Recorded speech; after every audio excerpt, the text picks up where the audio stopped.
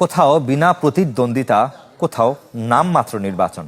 তামিম ইকবালের নেতৃত্বে সরকার দলীয় নেতাদের ছেলে, আত্মীয় স্বজনদের নিয়ে গঠিত হচ্ছে ক্রিকেট বোর্ডের কমিটি। অতীতের সব রেকর্ড ভেঙে সরাসরি রাজনীতির সাথে জড়িতদের সংখ্যা 2/3 বেশি। এবার ক্রিকেট আরও নেই আগের মতো। 7 জুন শুধুই নির্বাচনের আনুষ্ঠানিকতা হবে।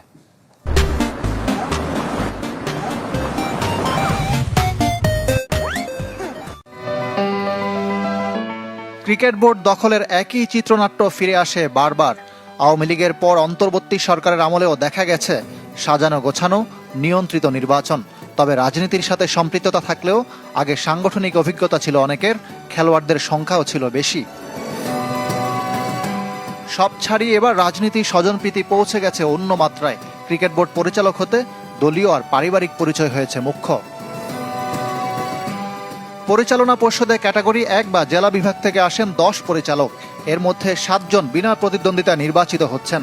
ঢাকা বিভাগে বিমান ও পর্যটন প্রতিমন্ত্রী রশিদুজ্জামান মিল্লাতের ছেলে সাইদ বিন জামান আর জামালপুর 5 আসনের সরকার দলীয় সংসদ সদস্য ওয়ারেস আলীর ভাই আব্দুল্লাহ আল ফুয়াদ।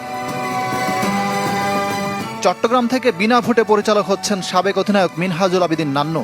বিভাগটির আরেক পদ শহীদুদ্দিন চৌধুরী অ্যানির পরিবারের সদস্য ও বিএনপি নেতা মঈনুদ্দিন চৌধুরীর। সিলেট থেকে জেলা বিএনপির সভাপতি ও সিটি প্রশাসক আব্দুল কাইয়ুম চৌধুরী, রাজশাহী বিভাগে স্থানীয় সরকার প্রতিমন্ত্রী মীর শাহে আলমের ছেলে মীর শাকরুল আলম, রংপুর থেকে মির্জা ফখরুল ইসলাম আলমগীরের ভাই মির্জা ফয়সাল আমিনেরও কোনো প্রতিদ্বন্দ্বী নেই। ক্যাটাগরি 1-এ নির্বাচন হবে খুলনার 2 ও বরিশালের 1 পরিচালক পদে। খুলনার 3 প্রার্থী মহানগর বিএনপির সাধারণ সম্পাদক শফিকুল আলম, প্রতিমন্ত্রী অনিন্দ ইসলাম অমিতের ভাই শান্তনু ইসলাম ও আরেক নেতা আব্দুস সালাম। বরিশাল থেকে লড়ছেন ভোলা জেলা স্বেচ্ছাসেবক দলের সদস্য সচিব মুনতাসির আলম চৌধুরী। প্রতিদ্বন্দ্বী মিজানুর রহমান আওয়ামী লীগ থেকে সিটি নির্বাচনে প্রার্থী হতে চেয়েছিলেন, তিনি আবার তামিম ইকবাল ঘনিষ্ঠ। ক্লাব ক্যাটাগরি থেকে 12 পরিচালক পদে প্রার্থী 16 জন। কোন 12 জন পরিচালক নির্বাচিত হবেন বুঝতে গবেষক হতে হবে না, সব হচ্ছে সাজানো ছকে। হতে পারবেন না জেনে সরে দাঁড়িয়েছেন legends of রূপগঞ্জের Lutfur Rahman Badal.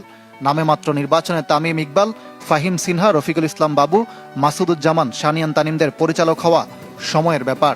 Club থেকেও নেতার ছেলে, ভাই ও স্বজনদের ছড়াছড়ি। ক্যাটাগরি 3 থেকে বিনা প্রতিদ্বন্দ্বিতা নির্বাচিত হচ্ছেন সিরাজউদ্দিন আলমগীর। তামিম ইকবালের ফুফা হলেও সংগঠক হিসাবে তার অভিজ্ঞতা আছে। 2 জন পরিচালক মনোনীত করবে সরকার। সব মিলে পরিচালক হতে যাওয়া 25 জনের মধ্যে 2/3 রাজনৈতিক পরিচয়ে প্রধান।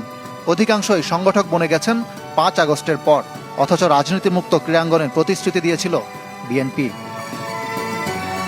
ইকরাম হোসাইন, চ্যানেল 24, ঢাকা।